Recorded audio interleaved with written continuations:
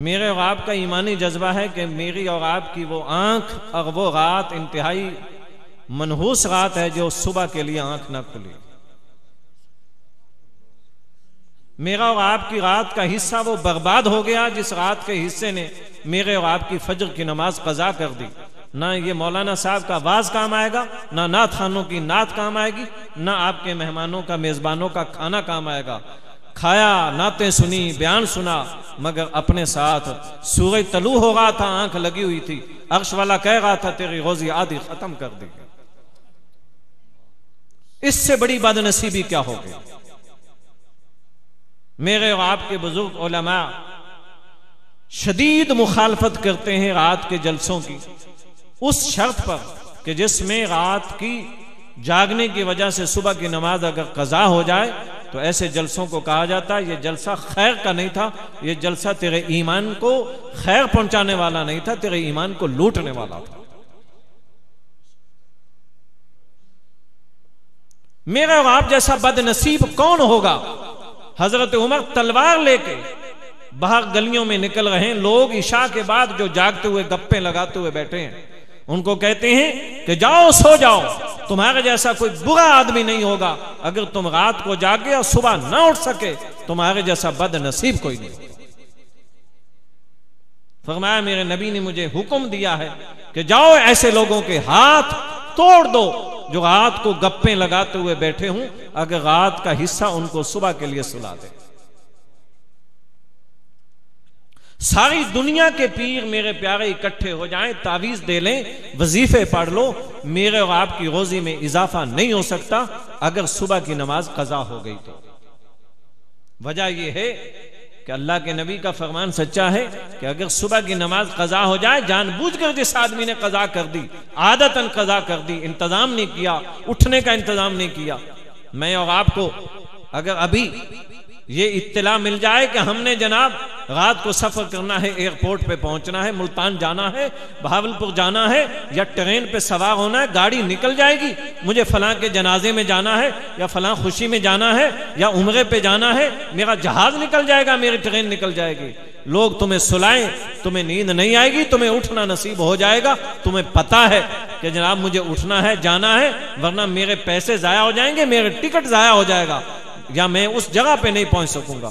इन सारी चीजों से करोड़ हाथ दर्जे ज्यादा तेरा सुबह की नमाज के लिए हाथ बांधना है, मगर हमें यकीन नहीं है, उसके नफे का अंदाजा नहीं है। इसलिए आपसे सबसे पहली नसीहत तो यही है कि हमारे लिए ये बैठना उसी वक्त ये बायस बरकत हो सकता है। मेरी और आपकी इस वक्त अपने नफ्स से जंग है, लड़ाई है। आंख सोएगी, रात के 3-4 घंटे के बाद आंख कहेगी नहीं उठना, लेकिन आपको अगर खौफ खुदा हुआ तो शायद उठना नसीब हो जाए, वरना ये आंख जब लग गई रब की मर्जी है कि वापस लौटाए या ना लौटाए, हो सकता है ये आखिरी हो जाए। तो इसलिए पहली नसीहत यही है कि वरना मेरा बयान आपके लिए बायस रहमत नहीं होगा, ये बायस नहुसत होगा अगर मेरे और आपके इस मजीद जागने में अगर हमारा वो नुकसान हो जाए। तो क्या ख्याल है कि इस मामले में अगर तो हौसला पड़ता है 5-10 मिनट 15 मिनट तो बेशक और बात सुनिए, नहीं तो मैं दुआ के लिए हाथ उठा देता हूं। मैं हरगिज नहीं चाहता कि अपने जिम्मे में कोई गुनाह हो। तो आप वादा करते हैं कि नमाज फजर पढ़ने की कोशिश करोगे इंशाअल्लाह। देखो मैं आपको एक बात बतलाता हूं,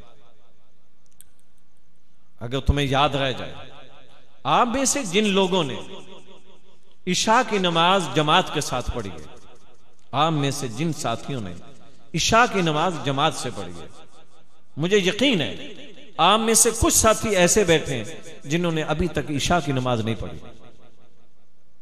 मैं कसम उठा के कह सकता हूं। और बाज चेहरे तो ऐसे हैं जिनको हम हाथ से पकड़ के खड़ा कर सकते हैं। अगर मेरे अल्लाह की तरफ से कोई रुसवाई की इजाजत होती तो हाथ खड़े करके उठा के खड़ा कर देता कि इन चेहरों ने ये पेशानियों ने नमाज इशा भी नहीं पढ़ी। खाना मेरी और आपकी जरूरत है, अच्छी आवाजें सुनना ये मेरी और आपकी वक्ती लज्जत है। मगर ये अच्छी आवाजें तेरे दिल की दुनिया को नहीं बदल सकती जब तक खुदा का खौफ ना हो। उस वक्त तक कुछ नहीं हो सकेगा। ये ना मदरसे वालों की बख्शिश का जरिया बन सके ना तुम्हारी बख्शिश का जरिया, जब तक मेरे और आपके सबके दिल में अल्लाह का डर ना आया, रसूलुल्लाह सल्लल्लाहु अलैहि वसल्लम की सच्ची मोहब्बत ना आई। आज के जमाना में एक नौजवान को किसी के साथ मोहब्बत हो जाए, झूठी मोहब्बत, गलत मोहब्बत, गलत मकसद के लिए, उस नौजवान को मां मना करती उस गली में ना जा, बाप हाथ बांधता है, मेरी इज्जत का लिहाज कर ले बेटे, ये मोहब्बत तेरी ठीक नहीं है, मेरी और आपकी इज्जत उलट जाएगी, तेरे घर में भी बहनें हैं, तेरे घर में भी बेटी हैं, जरा निगाह को गलत इस्तेमाल न कर। लेकिन जिसको ये गलत लत आदत पड़ जाए, मां बाप मना करते रहे, इसने खुदकुशी करके गला कटवा लिया, लेकिन मरा वहीं जहां इसको मोहब्बत थी। आप ईमान से बताएं, सच्चे दिल से बतलाएं। मैं आपसे पूछता हूं, आपकी अदालत से आपसे फतवा लेता हूं, आपसे मसला पूछता हूं, आप ही मुझे बतलाएं कि अपनी ईमानदारी से बताओ, 4 घंटे में क्या अभी तक आपका यह ज़हन नहीं बना कि इस रुए जमीन पर कायनात में खुदा की मखलूक में सबसे ज्यादा इल्म वाला कौन था? क्या अभी आपको नहीं पता चला? पूरी खुदा की मखलूक में सबसे ज्यादा इज्जत वाला, सबसे ज्यादा इल्म वाला, सबसे ज्यादा खूबसूरत, सबसे ज्यादा अच्छाइयों का मालिक, सबसे ज्यादा मुश्किल वक्त में हमारे लिए मैदान माशर में काम आने वाला, अभी तक आपको नहीं पता चला वो कौन है? वो कौन है? मेरे और आपके आका हजरत मोहम्मद रसूलुल्लाह सल्लल्लाहु अलैहि वसल्लम। आप मुझे बताइए, जब किसी आदमी से मोहब्बत होती है तो लोग कहते हैं मुझे फलाने से मोहब्बत इस वजह से कि सोना बड़ा है, फलाने नाल मैंने मोहब्बत इस वास्ते कि वो खूबसूरत है, फलाने आदमी से मुझे मोहब्बत इसलिए कि मुश्किल वक्त मुझे छड़ाएगा, फलाने जिम्मेदार से मेरा ताल्लुक इसलिए मुश्किल वक्त में मेरे काम आता है, फलां एमपी एमएनए से मेरा ताल्लुक है, जब ये पार्लियामेंट में वजीर बनेगा तो मेरे काम आएगा। आपको किसी को एमपीए से मोहब्बत होगी, एमएनए से मोहब्बत होगी, किसी बेचारे कोई बेनजीर का आशिक बैठा होगा, कोई नवाज शरीफ का आशिक बैठा होगा, कोई किसी और मनहूस का आशिक बैठा होगा, जिसका भी जो आशिक हो मुझे बताए कि क्या रसूलुल्लाह के आशिक के मुकाबले में इन आशिकों का मुकाबला हो सकता है?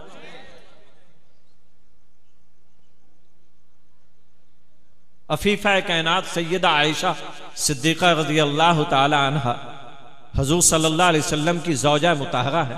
उनको एक यहूदन ने यह बात कह दी कि आयशा, तू अपने नबी का, अपने शौहर का बहुत जिक्र करती है और उनके इश्क में बहुत कुछ तू कहती है, उनकी मोहब्बत में, वो भी तुझे बहुत चाहते हैं, लोग बहुत उनका तज़किर करते हैं तेरे शौहर का, तेरा शौहर भी खूबसूरत होगा, लेकिन आयशा अगर हमारे बनी इस्राइल नबियों में अगर तूने यूसुफ को देखा होता, तूने यूसुफ को देखा होता तो तू भूल जाती।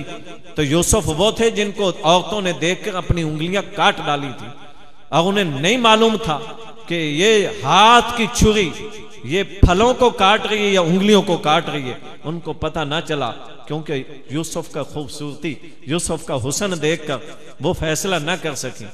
हजरत आयशा फरमाती हैं, मैंने सुनी तो सही उसकी बात, उसने अपनी मोहब्बत का इजहार किया, मुझे हजरत यूसुफ से भी प्यार था, हजरत यूसुफ भी हसीन थे, मुझे उनके हुस्न पे शक नहीं था, लेकिन जब उसने मुझे मेरे नबी के मुकाबले में यूसुफ को लाने की कोशिश की, अब मुझसे ना रहा था।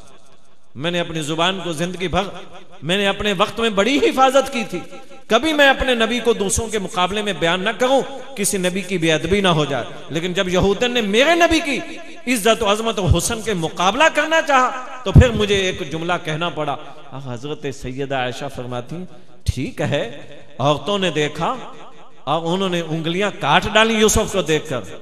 अरे जालिम, तुझे मालूम नहीं है, तूने इंसाफ की निगाह से फैसला नहीं किया। उन यूसुफ को उन्होंने देखा तो उंगलियां काटी, मेरे यूसुफ को जिन्होंने देखा उन्होंने उंगलियां नहीं, उन्होंने कलेजे कटवाए। इंसाफ होना चाहिए। तुझे फिर अंदाजा नहीं, यहां कलेजे महज औरतों ने नहीं कटवाए, यहां तो मर्दों ने कटवाए।